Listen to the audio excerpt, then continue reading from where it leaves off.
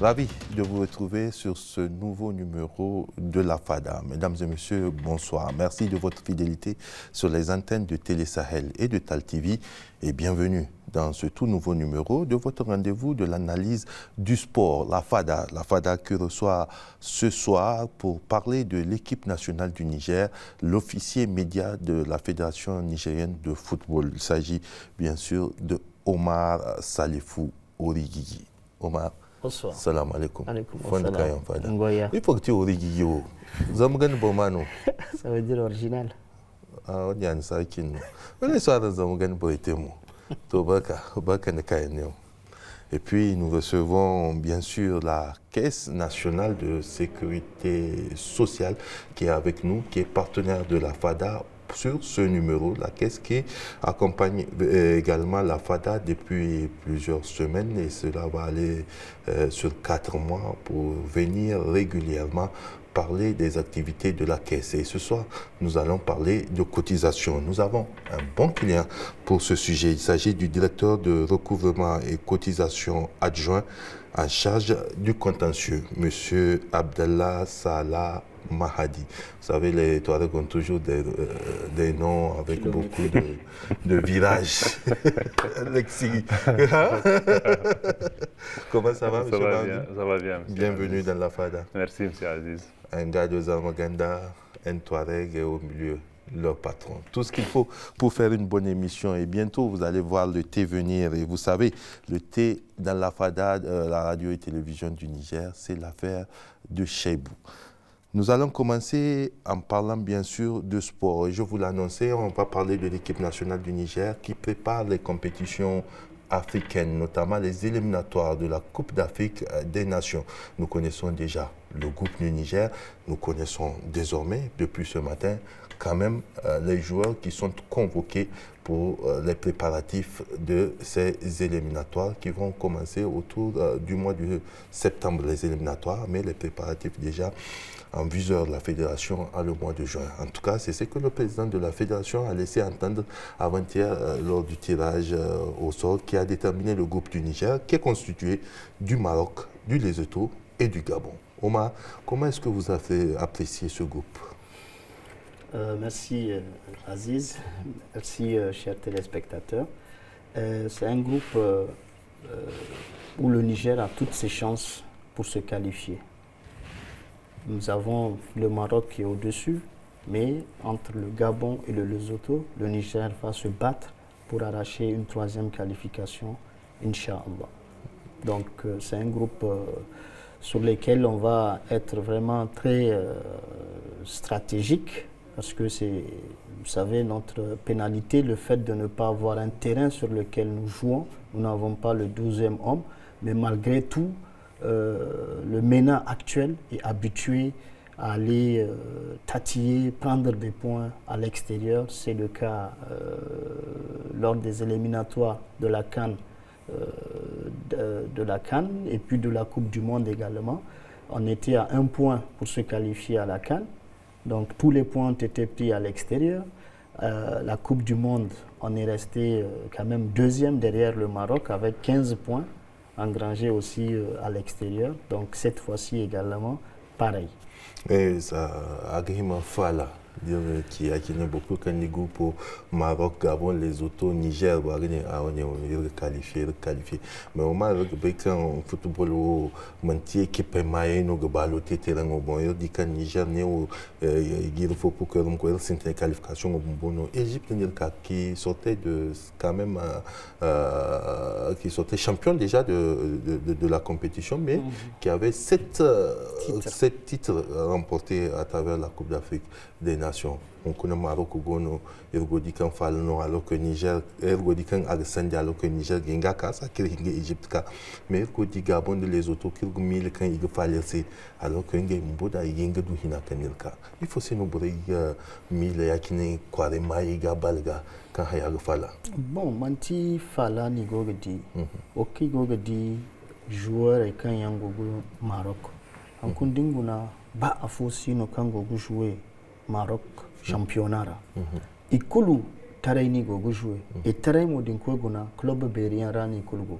Et il faut in kan tamu ikul titulaire no ngay kolobeira den sambu Hakimi ne sambu le gardien Bono tu igba ikul ils sont titulaires donc i compétition go chaira anko nu borgo bay balu compétition no nin kan gondo compétition d'abord quand c'est de compétition aran singete afo parce que pour avoir le second souffle aga ndaran c'est sandai donc aseno ergo Maroc dake mais balu talansino balu talansino donc ndi Maroc bifo aranguna erno jinga dangiga ergo 1-0 ergo gi gagné erni tabandi na dernière minute ika égalisé iner gagné 2-1 enfin mi hinkanta 5-0 abarkul bay matokan ate dazama jusqu'à 26 minutes ergo 0-0 l'arbitre can disait le Maroc n'avait pas besoin arbitre du ballon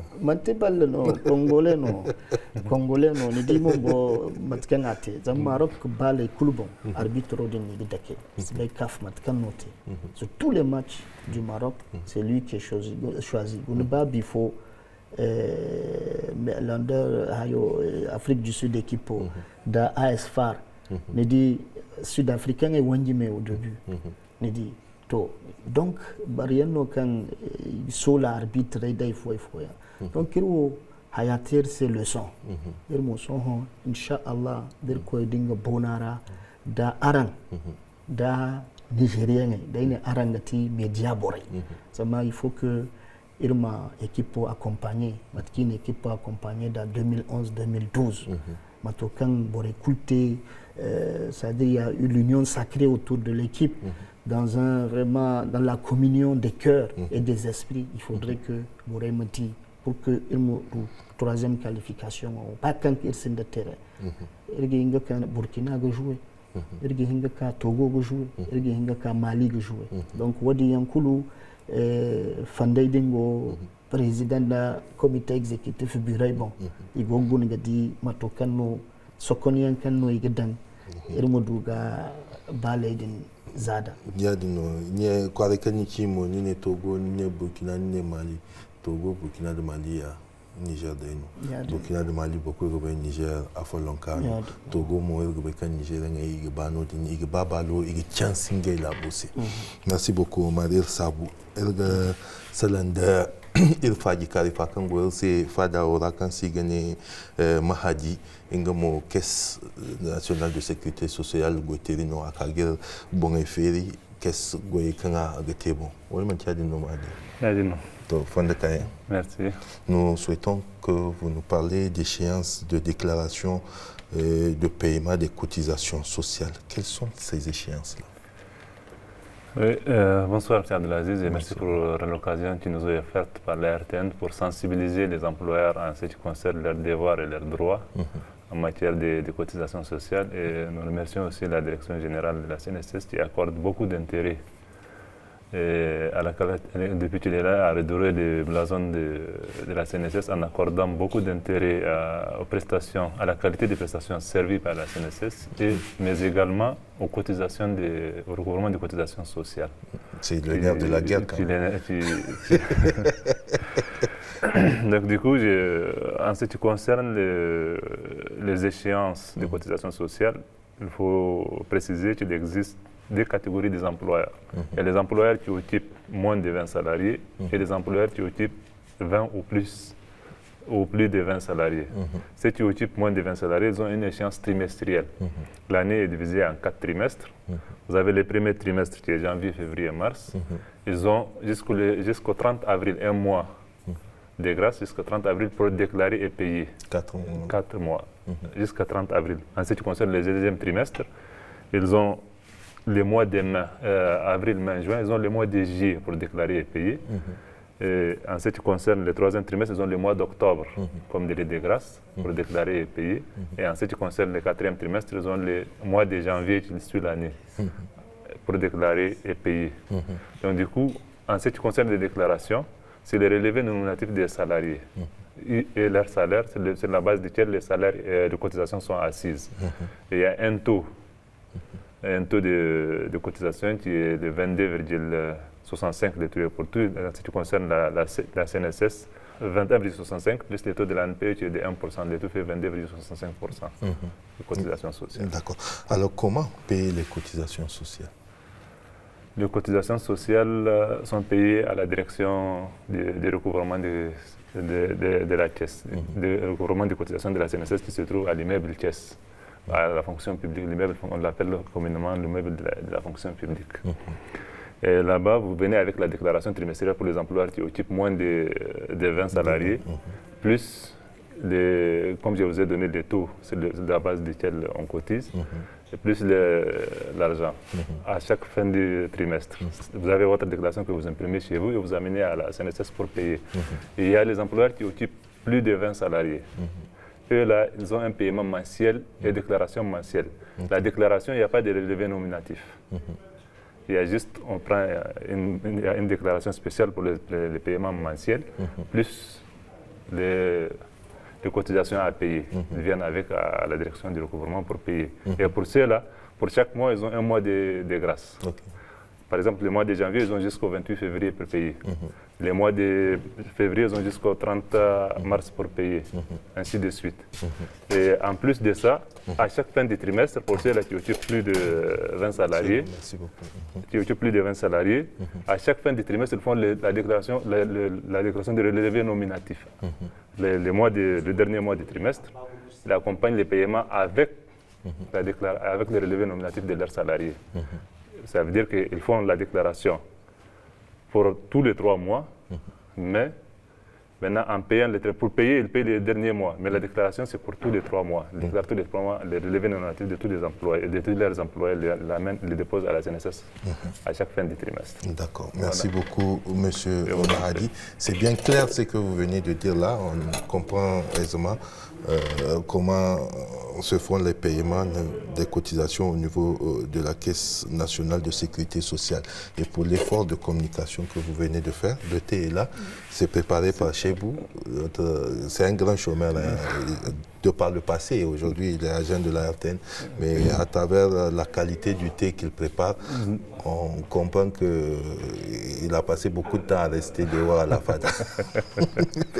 Merci. Et vous allez voir, c'est du bon thé qui va vous requinquer pour la suite de notre causerie, pour la suite de notre FADA tout simplement. Le temps de venir vers Omar et de continuer à parler justement des préparatifs des éliminatoires de la Coupe d'Afrique des Nations 2027 pour le Niger. Nous connaissons le groupe, on en avait parlé tout à l'heure. Quels sont aujourd'hui, Omar, minene muna iya muke yau a yau minene kahin équipe mu da yake sa mu yi tsammani da muna iya cikin eliminator inga mu yi ganye Gabon, mu yi ganye Maroc, mu yi ganye Lesotho don mu samu muma mu tai wajen Coupe d'Afrique des Nations.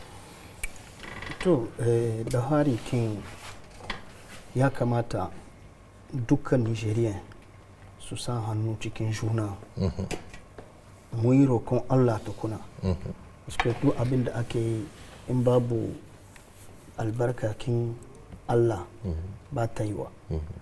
Saboda shi ne ma yau ga Fenifoot ta tsara wani taro da aka yi suka cira mutanen media su zo. An kwatanta musu wannan tsari sabo ne Fenifoot ya shiga ciki parce que kamfanikin da za su fara na eliminatoire ya kamata kowa da kowa su sa hannu cikin hannu su taimaka ma equipe national kenan. In press ne abinda kun iya ku yi magana bisa MENA, ku yi accompagner MENA. In partenaire kuma ya kamata su ma su zo su yi accompagner MENA. Donc wannan shi ne aka ce mishi MENA Day, Café Press. Ranar MENA. An ka yi Café Press. Yanzu za a yi Café Partenaire. Par exemple, nan zuwa wata guda za a yi Café Partenaire daga sponsor. Kuma après za a yi Café Public da supporter. Kamar échange ne ana tambaya mutane menene ya kamata a tsara mu yi qualifié. Wanga tsari ne da kuka yi don ku samu ku kawo kowa da kowa ya kawo gudunmuwan shi don mu kama mena ya samu ya yi kalifi. To mu dan jarida kuna so mu kama mu mena national, wannan aikinmu ne muna yin shi kullum, amma aikinmu kuma sai akwai abu mai kyau ne muna hau biskan shi sai mu hadi mutane su ji su yi farin ciki. Yanzu kes mun san da harkar cotisation yin nan nasu kai maka san mai kyau ne man ko kuma an kwatanta mu ne yana ne mutane suna yi su ta kes su yi declaration yin su kuma su ba da kudi su shine nake yanzu equipe nationale mu maina menene karhin shi menene abunda muna iya muke wanga muna iya mu hau bis sama sai mu yi communication. Shine ina nan na zo yanzu da kai abin nan kaman ka duba eliminatoire da suka wuce na kanikin nan point guda ne ya saura ma mena ya yi kalifi parce que mun yi ganye Sudan 4-0 mun ta yi Accra mun yi ganye Togo mun yi ganye Ghana 2-1 en même temps akwai wani match Angola-Sudan Angola-Sudan sun jara mu juna parce que da aka yi éliminer Angola coach kinshi da aka dauke shi conférence de presse ya ce ai da su ya ce ya kamata su yi ganye parce que phase préparatoire kinan shine yana sa système king ya zo ya ce ça ce de lever les pieds ils sont en communication avec les autres sunaji maintenant Niger yana gagné voilà les conséquences. Premier tour n'a qu'à éliminer Kinsu. Comme quoi, la tricherie ne prospère jamais. Et Suntai, voilà un peu abin da ya saba mu tai ba. To kin ka duba, point nawa ne muka samu. Mun yi ganye mun samu na ce maka Sudan, mun ganye Sudan, Tanzania da Ghana. Voilà. To ka gani voilà sauran parce que su suna da 10 sinaji to in ka duba eliminatoire coupe du monde kuma an sani da yara suna kallon koha da kyau duk wanda ya duba kun 2011-2012 da MENA ya yi qualifié MENA comment on appelle ça, le MENA n'a jamais gagné à l'extérieur le MENA a gagné tous ses matchs à domicile ko ba haka ba. Et yanzu in ka duba Niger yana gagné né à l'extérieur. Donc c'est un point positif, c'est-à-dire les joueurs ne sont plus complexés devant un public de 30 000 à 50 000 surtout sur terrain adversaire. Donc duka ce sont des points positifs da ya kamata mu samu mu ce to voilà abin da suna yi. Yanzu in an kama musu ya ne za su yi shi ne mu tsarin nan muna so mutane su gane kuma ba lokin na a girmama ma footballeur parce que in ana so su yi abin nan il faut que a samu moyen da yawa surtout yanzu kar a ce ana calculer a ce ana haka kowa ya zo ya kama parce que c'est le Niger ba wani abu ne ba to shi dai ne na so kwatanta maka peut-être j'ai pas quelques formulations en Hausa mais on va revenir là-dessus. En germain. Voilà. C'est ça que tu veux? Non, pas en germain, même, je sais pas. Même en touareg? Même, oui. En tamashek. Donc on va te donner l'opportunité de le faire. Le temps de revenir avec Mahdi et savoir peut-être pourquoi les déclarations et les paiements des cotisations sociales doivent être spontanés. En ce qui concerne les déclarations des cotisations sociales et leurs paiements, nous avons dit qu'ils doivent être spontanés parce qu'il s'agit des droits sociaux. C'est des personnels, des employeurs qui ont travaillé. Les employés ont travaillé et à la fin du mois, en payant leur salaire, on leur fait des retenues sur salaire de 5,25%. Qui doivent être reversés à la CNSS au titre de la pension.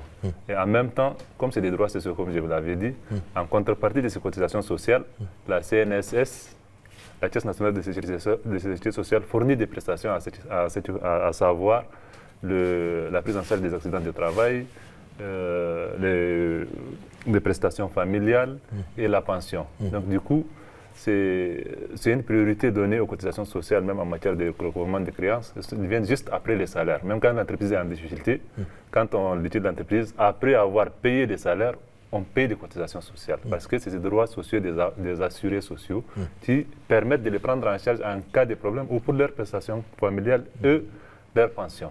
Voilà pourquoi elles doivent être spontanées. Et en le faisant, c'est comme, je voulais dire, c'est un devoir civique en quelque sorte. C'est comme payer les impôts, ça doit être spontané. Voilà pourquoi les pays développés aujourd'hui sont développés, parce que les gens sont civiques. Ils payent leurs impôts, ils payent leurs cotisations sociales sans qu'on les oblige à les faire. Et au-delà de ça, quand vous ne les payez pas spontanément à la fin du mois, vous allez les payer à retard, et quand vous les payez à retard et vous déclarez payer à retard, vous avez des pénalités. Il faut éviter des pénalités. Nous ne voulons pas des pénalités. Donc du coup, quand vous dépassez les délais de grâce, les 1 mois dont j'avais parlé plus tôt, quand vous payez par exemple le premier trimestre en main, vous avez des pénalités qui viennent se greffer aux cotisations sociales, que vous allez devoir payer. Ou quand vous ne les déclarez pas et vous ne faites pas des paiements, nous avons des contrôleurs employeurs qui vont aller chez vous pour vous dire nous sommes venus pour vous contrôler. En vous contrôlant, ils vont rappeler les déclarations que vous n'avez pas faites et les paiements et les cotisations que vous n'avez pas payées à la SNCF. C'est ce que nous allons vous demander de les payer. Au-delà de ça, vous allez payer des pénalités qui seront greffées au manque de devoirs. Ou c'est spontané, ou c'est suivi de sanctions. Comment alors doivent être perçus les agents de recouvrement et les contrôleurs employeurs par les employeurs. Il faut dire à ces points-là, à ce niveau-là, les contrôleurs employeurs et les agents de recouvrement sont, à ce qui nous concerne, ils sont des conseillers. Ils ont une mission de conseil à l'égard des employeurs. Voilà pourquoi les employeurs... Même s'ils ressemblent à des huissiers. Effectivement. C'est ce que nous avons dit. Le travail peut se confondre un peu à ça. Effectivement, les contrôleurs, eux, quand ils partent dans une entreprise, il faut dire a priori que c'est des agents assermentés tous les deux. Ils ont pour tâche de garder les secrets professionnels.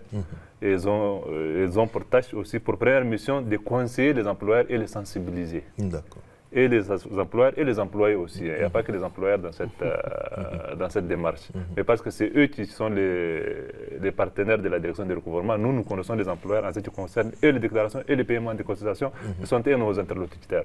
Voilà pourquoi quand nous envoyons le contrôleur chez eux, on leur demande d'être les conseillers de ces employeurs-là. Ils doivent les percevoir pas comme des gens qui sont venus pour leur faire du mal. Non, ils sont venus pour les assister. Quand une mission de contrôle passe, normalement, le contrôleur, la première chose à faire, c'est de conseiller, sensibiliser l'employeur. Voilà ce que vous devez faire à la fin du mois. Voilà comment les faire et pourquoi les faire. Donc, du coup, ça veut dire que si aujourd'hui vous êtes contrôlé, on n'a plus besoin de revenir vers vous. Ça devait être après, vous avez dit, ah non, j'ai été sensibilisé par ce contrôleur, ils sont déjà passés une fois, ils n'ont pas besoin de repasser une autre fois. Voilà comment on doit les faire. C'est des agents conseils qu'on ne paye pas. Exactement, c'est des conseils gratuits. Ils ont pour obligation, c'est leur mission. Ils ont une mission de conseil. Ça, c'est la priorité. Et maintenant, quand ils reviennent chez vous, quand ils constatent que vous ne déclarez pas, c'est normal qu'ils vous redressent.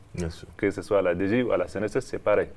Nous avons une mission de... Et ça, c'est au bénéfice de la nation. Chez nous, c'est au bénéfice de la nation et au bénéfice des employés aussi. Bien sûr, naturellement. Il y a des employeurs qui peuvent minorer, il y a des employeurs qui peuvent ne pas déclarer. Quand ils sont en faute, on vient, on leur dit, voilà. Et il y a ceux qui ne savent pas comment déclarer. Voilà pourquoi c'est essentiel de voir le contrôleur comme un conseiller, pas comme quelqu'un qui est venu pour voilà, non pas une tâche répressive, non, une tâche de conseil.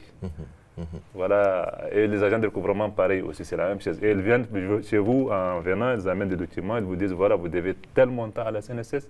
Ils vont vous conseiller comment payer ces montants-là et pourquoi ces montants-là, tout ça, c'est des gens qui sont disponibles à les faire. On n'a pas besoin de les voir comme des agents répressifs qui sont là. Non, non, c'est des agents conseils qui sont là pour les employeurs et les assurés sociaux. Qu'est-ce que vous appréciez du comportement de notre équipe nationale depuis 13 ans que nous ne nous qualifions pas à la Coupe d'Afrique des Nations? Je me dis qu'à ce niveau-là, je n'ai pas un grand point à donner. Je dis qu'il y a la compétition, vous savez, il y a la chance aussi, au-delà des techniques, il y a la chance. Et nous sommes toujours, parfois, nous tombons dans des groupes où il y a des grandes équipes. Et parfois, comme vous l'avez dit, y a l'arbitrage aussi, il y a beaucoup de choses. Et souvent, j'ai dit, le Niger qui a gagné l'Égypte chez nous, combien de fois champion du monde. Moi, j'étais des jours là, j'étais sur le terrain, j'étais très fier. Depuis lors, là, je me suis dit qu'on a battu même l'Égypte, on peut battre des petites équipes comme le Soudan et autres. Si on ne les bat pas, ça veut dire que c'est... En tout cas, pas aujourd'hui. C'est pas comme les Pharaons. Les Pharaons, ils ont un parcours vraiment exceptionnel en matière de CAN. C'est différent. Nous avons battu les champions à l'époque. Ce n'est pas n'importe quelle équipe de l'Égypte à l'époque. Du coup, je me dis que c'est une question de chance. Il y a la chance qui n'est pas à notre faveur, mais ça viendra avec nos jeunes joueurs actuellement. Ils sont en train de... Et de plus en plus, nous avons des joueurs même dans les sélections internationales, dans des clubs. J'aime bien votre philosophie. Nous n'avons pas eu de la chance, mais au moins cette année, on veut tellement participer à cette Coupe d'Afrique des Nations qu'on n'a plus besoin d'attendre les faveurs de la chance. Peut-être qu'il faut lui forcer la main. Comment est-ce qu'on peut arriver à forcer la main à cette chance-là pour véritablement réussir à faire de 2027 l'année de la 3e qualification du Niger? Inch'Allah, moi je suis optimiste pour cette qualification. Vous pouvez garder dans les archives que ça a été dit sur le plateau de Télé Sahel. C'est sur Télé Sahel, ça va rester. Voilà. Donc, nous sommes en train de mettre les moyens nécessaires. Nous demandons, comme j'ai eu à le dire, je vais me répéter, c'est l'union sacrée. C'est l'union sacrée. Avec l'union sacrée, nous sommes capables de traverser des montagnes, de déplacer des montagnes. Et notre premier match, mais pas pour les amener vers Zamagane quand même. Notre chance, le premier match, c'est nous qui recevons le Lesotho. Donc, on a les possibilités, les pistes, le Burkina, le Mali, le Togo ou le Maroc. Et même le Maroc, je veux vous expliquer un peu pourquoi le choix du Maroc. Et le deuxième match, le Niger va se déplacer au Gabon. Ça, c'est la première journée qui serait entre le 21 septembre au 6 octobre. Vous voyez? Donc, ensuite, à partir du mois de novembre, il y aura la 3e et 4e journée. Double confrontation. Double confrontation entre le Maroc et le Niger. Donc, le Maroc va nous recevoir. Et nous allons recevoir le Maroc, soit au Burkina, soit au Togo, soit au Mali. La dernière campagne nous a amené à les recevoir chez eux. Oui, au fait c'est ça. Souvent ce sont des choix sportifs. Pourquoi ce sont des choix sportifs? Aujourd'hui, pour rallier nos pays, que ce soit au Burkina, que ce soit au Mali, nous avons des difficultés en termes de plan de vol, surtout pour nos joueurs expatriés qui sont un peu éparpillés dans le monde. En Azerbaïdjan, en Irak, Russie. Russie, si je prends le cas de Sako, avant de rallier, quand il y a des regroupements, il peut vous faire 48 heures. Par exemple, le match contre le Soudan où on a perdu, il a fait 48 heures avant d'arriver même à Juba. Vous voyez, nous avons des difficultés. Or, aujourd'hui, la RAM a la possibilité d'aller vers tous ces pays et prendre les joueurs et les rallier au niveau de Casa. C'est plus facile. En 3 heures, 4 heures de temps, on a tous ces joueurs. Et nous savons qu'aujourd'hui, un joueur, c'est la récupération. Imaginez, vous jouez 2 fois dans la semaine et vous prenez le vol.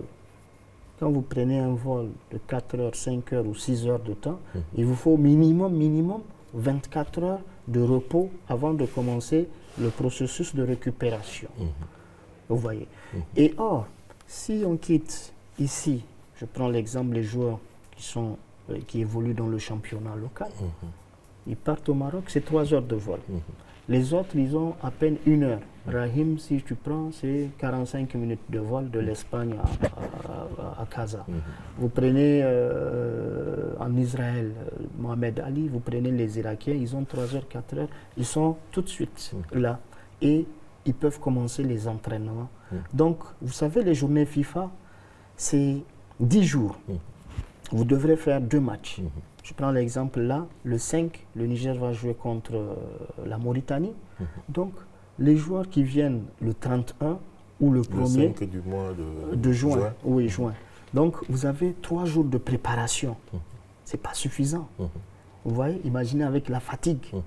Vous voyez, ce n'est pas suffisant. Récupération, préparation et tout. Donc, c'est pourquoi le choix souvent du Maroc, où on joue au Maroc. Ce n'est pas par une autre volonté, mais quand même c'est un choix sportif que la fédération met en avant. Et souvent, ça revient beaucoup moins cher que de faire déplacer l'équipe au Burkina ou au Mali. C'est ça le paradoxe. En fait, c'est ça le paradoxe. Imaginez un billet d'avion Niamey-Bamako, ça vous coûte combien? Niamey-Ouaga, ça vous coûte combien? Comparativement à un billet d'avion Niamey-Kaza. Vous allez voir que Niamey-Kaza est des fois moins cher que Niamey-Bamako. Or, c'est à côté. C'est ça le paradoxe. Et quand vous prenez les charges en termes d'hébergement, en termes de transport, en termes de location d'infrastructures, parce que quand le MENA se déplace, les infrastructures, on les loue. Les terrains d'entraînement, on les loue. Les stades dans lesquels le MENA joue, on les loue à entre 5 et 10 millions. Mais au Maroc, nous avons, parce qu'il y a un partenariat entre les deux fédérations, entre la fédération marocaine royale de football et la fédération nigérienne de football.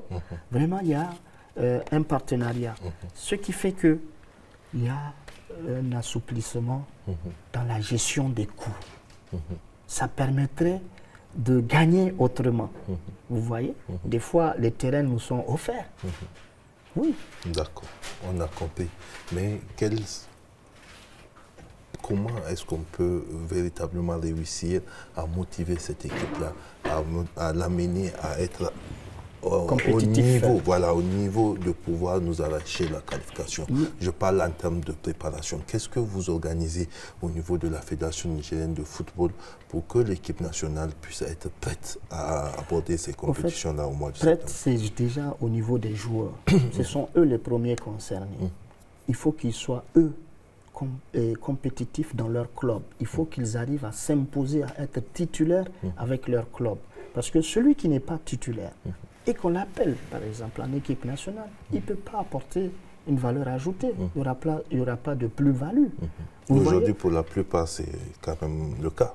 Oui, ils sont compétitifs, ils sont titulaires quand on prend. Ils se battent et ils s'imposent.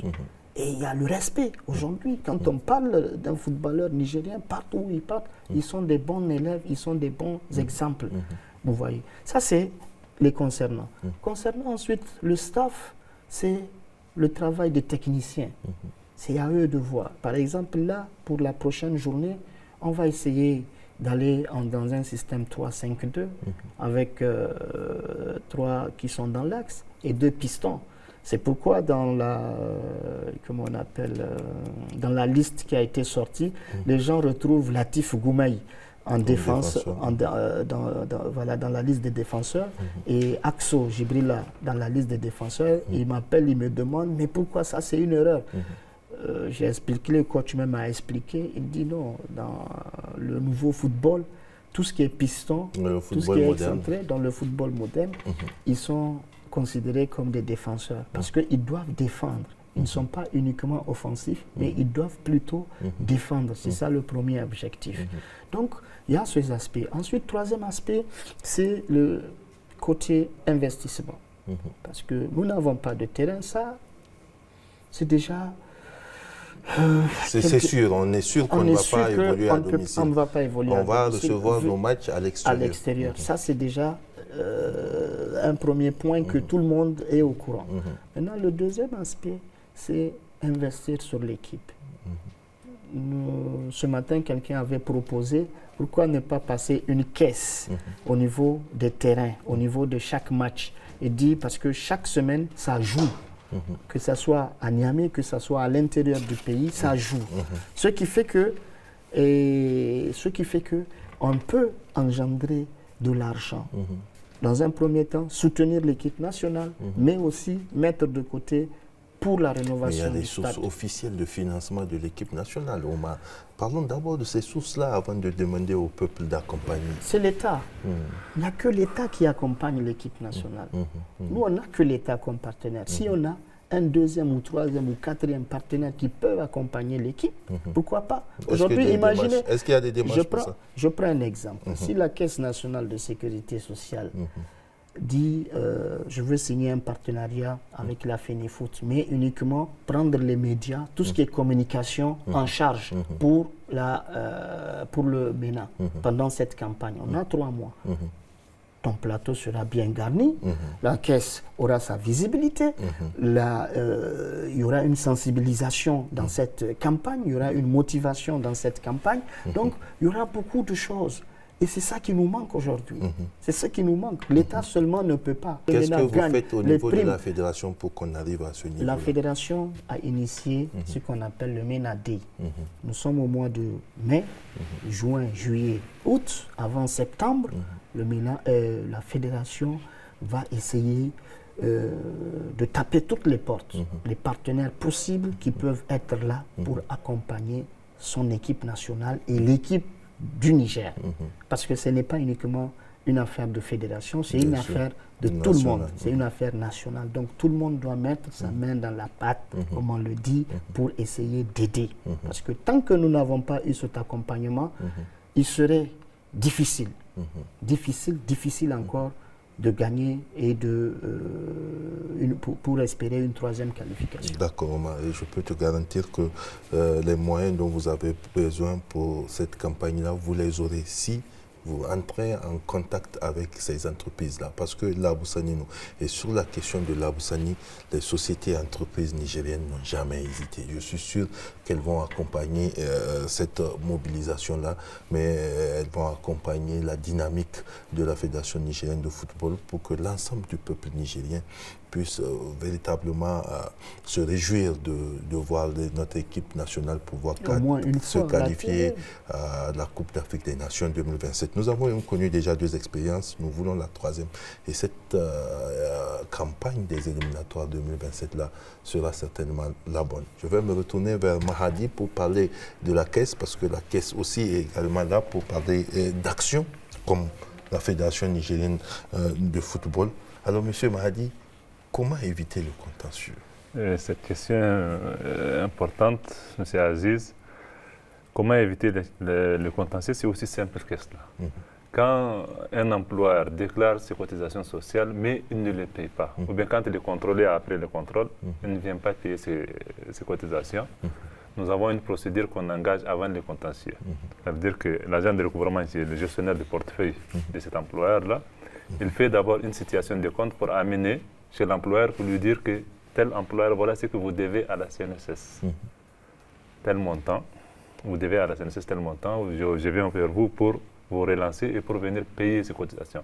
En venant chez vous, déjà, l'agent de recouvrement, il a une idée précise, c'est de recouvrer les cotisations, aider l'employeur à verser ces cotisations. Comment il fait? Il vient lui dire, bon voilà, vous devez par exemple 10 millions ou 5 millions par exemple. Je vous dis que bon voilà, vous devez à la CNSS 5 millions. Si vous n'êtes pas au courant, maintenant vous êtes au courant. Voilà, la CNSS vous a amené vos cotisations que vous devez verser et vous ne les avez pas versées pour qu'on prenne en charge votre personnel en cas de problème. Et maintenant, l'employeur, l'agent de recouvrement, quand il se présente, va lui dire, bon voilà, vous avez par exemple ces cotisations, mais je ne vous demande pas de payer le tout de suite et maintenant. Non, non, je suis venu, je suis un agent de recouvrement, quand je sors, j'ai besoin de recouvrer. C'est tout à fait normal, c'est ma mission première en tant qu'agent de recouvrement. Quand je viens là-bas, je lui dis, voilà, vous avez par exemple 5 millions, je vous dis, bon, si vous n'avez pas les capacités, le pouvoir peut dire qu'il n'a pas les capacités de payer le tout, mais il a un échéancier, il peut prendre un échéancier. Je vais payer la moitié aujourd'hui, et je prends un échéancier pour éviter d'aller au contentieux. C'est que ici, voilà, donc c'est vraiment important de prendre cette situation. On lui permet de prendre un échéancier et venir solder ses cotisations à la CNSS. Et si, après cette situation, après avoir transmis la situation de compte, l'employeur ne réagit pas, on fait des mises en demeure. On amène une mise en demeure à l'employeur. On lui dit, bon voilà, maintenant vous avez la mise en demeure. Un mois après, si vous ne réagissez pas, on va aller en contentieux. Mais quand est-ce que le contentieux est inévitable? Voilà, j'arrive à tout cela. Maintenant, après la mise en demeure, l'employeur ne réagit pas toujours. On lui fait un dernier avis avant poursuite. Vous voyez combien nous voulons éviter les problèmes.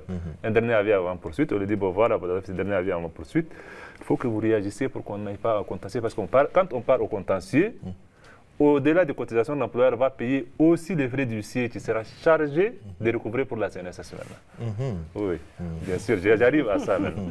Maintenant, quand on fait la mise en demeure, il a 1 mois, comme je l'avais dit. Dans la mise en demeure, on lui dit qu'il a 1 mois pour réagir avant qu'on aille au contentieux. S'il ne réagit pas, maintenant le contentieux devient inévitable. Nous, on fait une contrainte.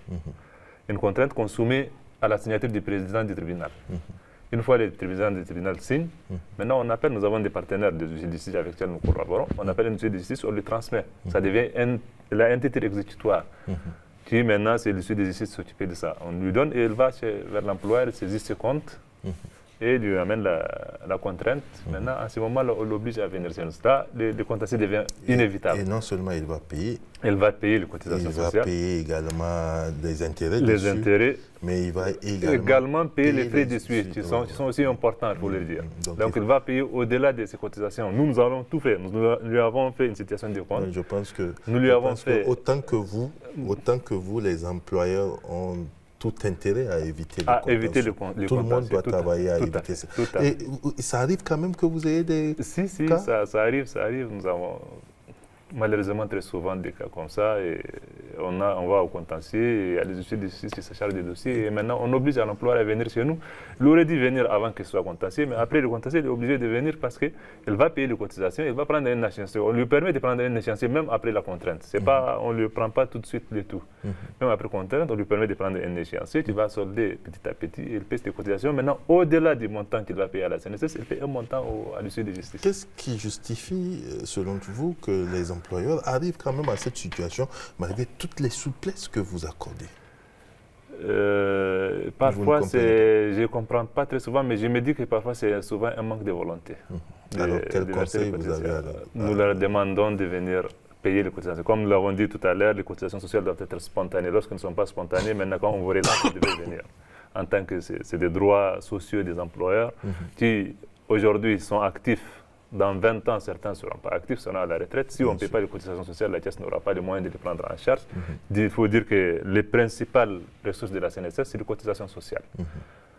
Donc la CNSS ne peut pas prendre, par exemple, certains employeurs sont des bons élèves, ils payent leurs cotisations sociales et nous les remercions, et nous leur donnons chapeau à eux. Il y a certains employeurs qui ne sont pas des bons élèves, nous leur demandons à imiter ces employeurs-là et pour permettre à la CNSS. Et la sécurité sociale, c'est important, c'est très important.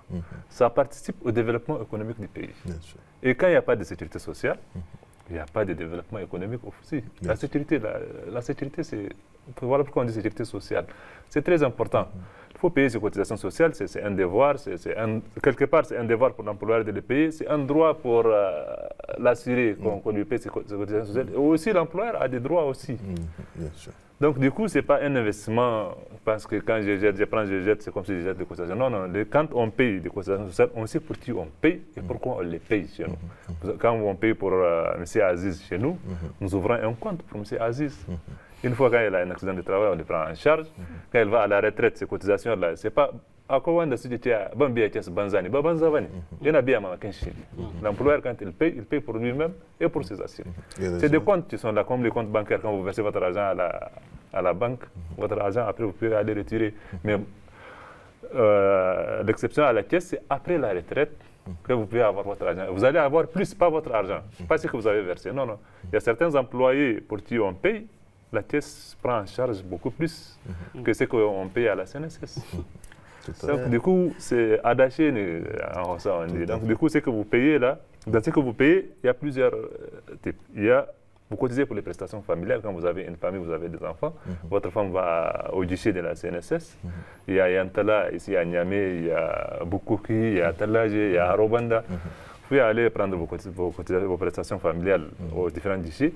Il y a aussi l'accident de travail qui est pris en charge. Si vous quittez chez vous, par exemple, je prends un exemple. Vous employez un employé pour qui vous ne faites pas de déclaration à la CNSS et vous ne payez pas de cotisations sociales.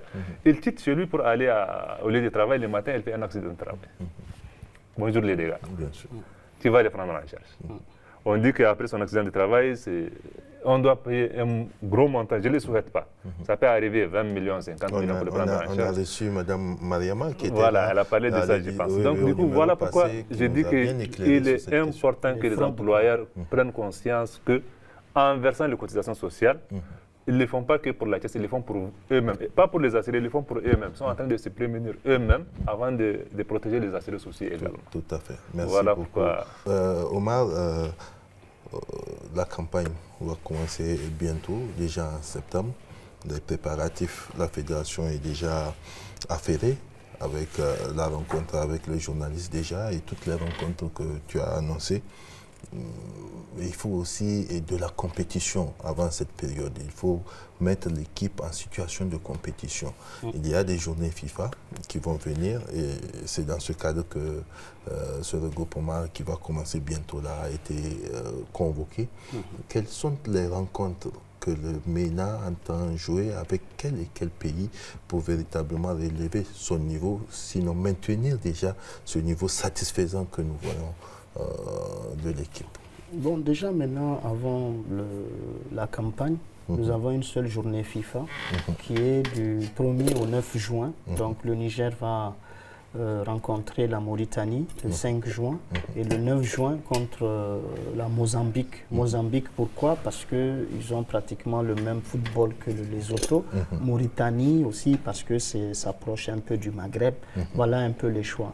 Maintenant, juillet, août, c'est les vacances, mais nous allons créer une fenêtre pour permettre à tous les joueurs de venir à un regroupement au niveau de Niamey pendant une semaine. Et même si le championnat démarre au mois d'août ou septembre, il y aura cette fenêtre d'une semaine pour permettre aux internationaux de se regrouper, de se réunir et faire des matchs amicaux entre eux et entre les clubs, une sélection des clubs, sélection des étrangers au Niger, etc. etc. Donc il y a déjà ces pistes qui sont en attente, donc il suffit juste de les confirmer dans les jours à venir. Donc et au mois de septembre, c'est la campagne, c'est le 21. Donc déjà, beaucoup de championnats vont reprendre, surtout vers l'Europe. Vers mi-août, ils commencent. Donc août, du 15 août au 15 septembre, ils ont un mois de compétition. Ils ont certainement, il y en a qui commencent la préparation au mois de juillet. Il y a des clubs qui commencent la préparation au mois de juillet parce que les vacances, c'est juste 2 semaines. Donc, ils commencent juillet. Donc, on suppose que vraiment, d'ici septembre, tous nos joueurs seront prêts pour affronter cette grande bataille. Merci Omar. On l'espère beaucoup. Inch'Allah, il faut beaucoup de prières aussi. Inch'Allah. Monsieur Mahadi, merci également d'être venu participer à la FADA et de participer à éclairer la lanterne de nos téléspectateurs sur ces services de la Caisse nationale de sécurité sociale, qui est également un grand partenaire de la radio et télévision du Niger. Messieurs et mesdames, vous avez compris, c'est ici que s'achève ce numéro de la FADA. Lehindadi Hausawa Sunke Karewa. Nous sommes au bout du temps qui nous a été imparti pour la réalisation de ce numéro. La réalisation a été assurée par Ismaël Falke, notre magicien. Il est accompagné au niveau des opérateurs prise de vue par Abdoulaye Ali, Issoufou Mohamed et Abdou Seyni. Au niveau de la prise de son, nous avons Souleymane Abdou. Voilà pour l'équipe qui a participé à réaliser ce numéro de la FADA. Au nom de cette équipe, de mes invités et des agents de la radio et télévision du Niger, nous vous souhaitons de passer une excellente suite de programmes en compagnie de notre télévision et de passer un excellent moment chez vous. Au revoir et à très bientôt pour un autre numéro de la FADA.